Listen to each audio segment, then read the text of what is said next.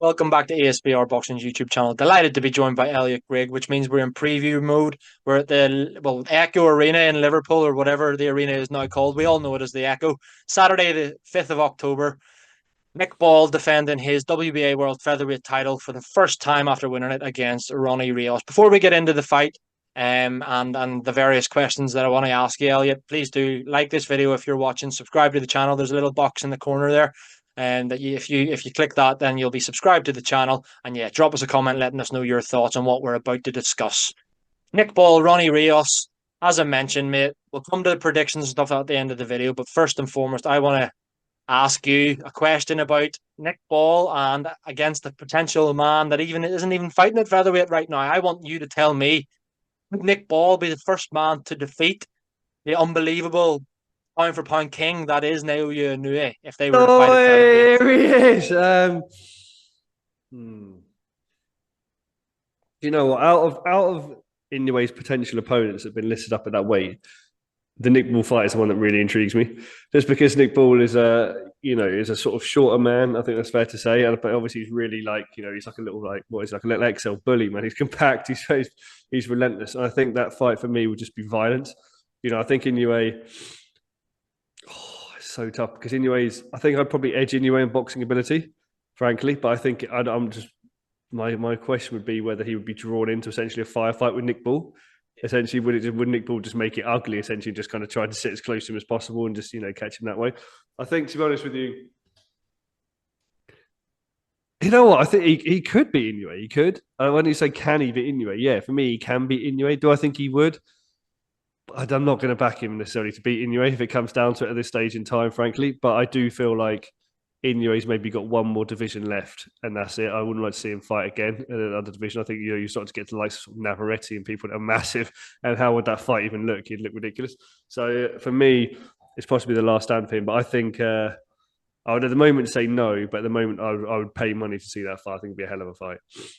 Yeah, one hell of a fight. I mean, I'd love to see it. I think it was probably an unfair question, I suppose, because when we're not even getting to it at featherweight.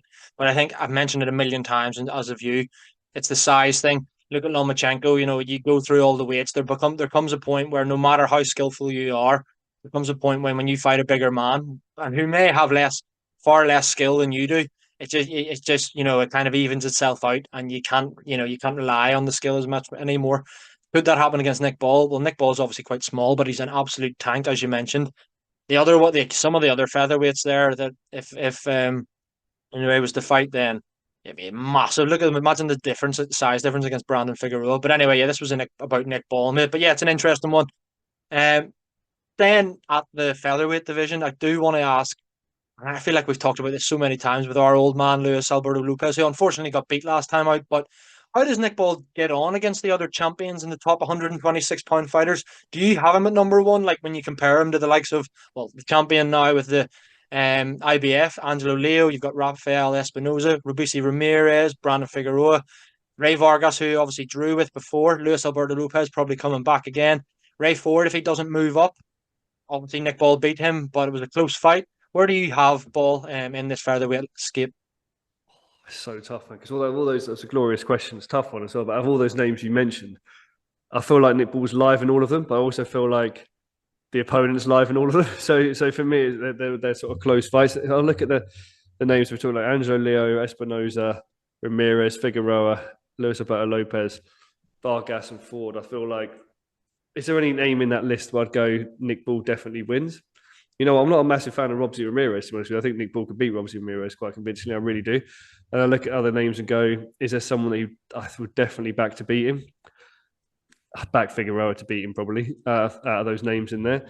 Luis Alberto Lopez, fantastic fight that would be. I think that could really go either way. Obviously, we've been fans of Luis Alberto Lopez on the show, swinging some unconventional angles, but Nick Ball, the wrecking ball, could actually beat him. But again, I think that'd be a close fight, to be honest with you. It could go either way. I'd probably edge towards Nick Ball slightly at this stage. I really would. Vargas, a live fight again, frankly. That's for me, that's a 50-50 fight. To be honest, I could see Vargas pointing Nick Ball. I could see Nick Ball actually having too much of Vargas and be just sort of too energetic on him. So, yeah, that's how I'm looking at it, really. Espinoza, again, close fight. I'd probably I'm going like British sort of bias here, and maybe I can see Nick Ball prevailing in that, but I think that'd be another close fight. The same with Leo as well. So really, the only ones that sort of stand out for me, I back Nick Ball against Ramirez. I really would, but I think Figueroa would definitely beat Nick Ball. The rest of them would be live fights. How about yourself? Yeah, it's interesting, mate. Obviously, the Ray Vargas one, a lot of people think that Nick Ball beat him in that fight in Saudi. Definitely It did. was a draw. I think he would beat him in a rematch, even though I think he won the first fight, Nick Ball. I think he beat him in the rematch. Ray Ford, I don't think we really need to talk about. I do believe he'll move up. Luis Alberto Lopez, it was a bad stoppage last time out, D'Angelo Leo, wasn't it? I would have always thought Lopez. I had him as number one, but I think Nick Ball now, after seeing that, could exploit Lopez as well.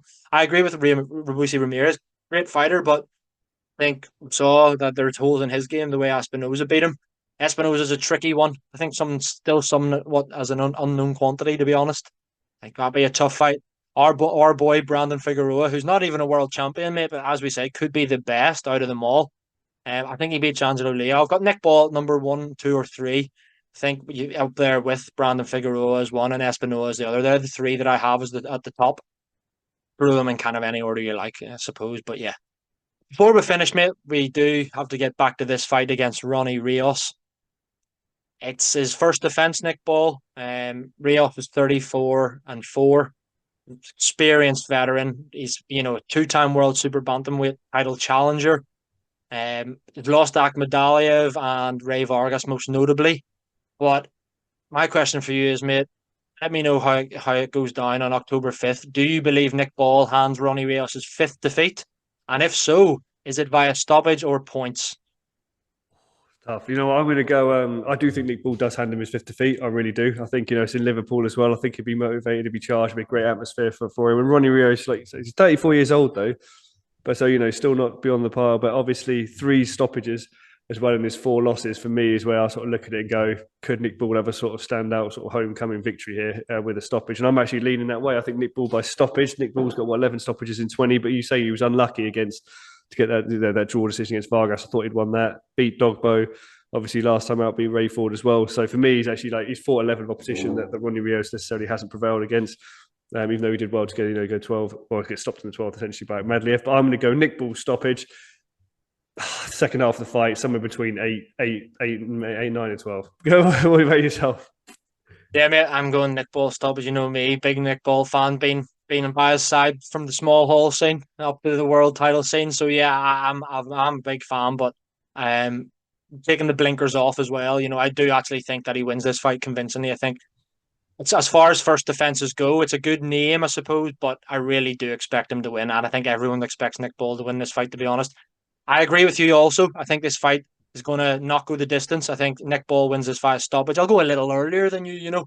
I think maybe around 5 to 8. If you was putting a bet on it, maybe that middle third of the fight, I'm seeing Nick Ball prevail, mate, but via stoppage. We know he's a big puncher, relentless tank and engine as well. So yeah, I see Nick Ball getting his 21st victory in the boxing ring as a pro and the 12th stoppage. Guys, let us know your thoughts on this fight. How does Nick Ball do? Let us know your thoughts about the whole featherweight division. And of course, the INOUE question I asked at the beginning, could Nick Ball beat him? But yeah, please do like and subscribe to the channel. Drop us a comment. Let us know your thoughts. And Elliot, I'll speak to you again next week, mate. All the best.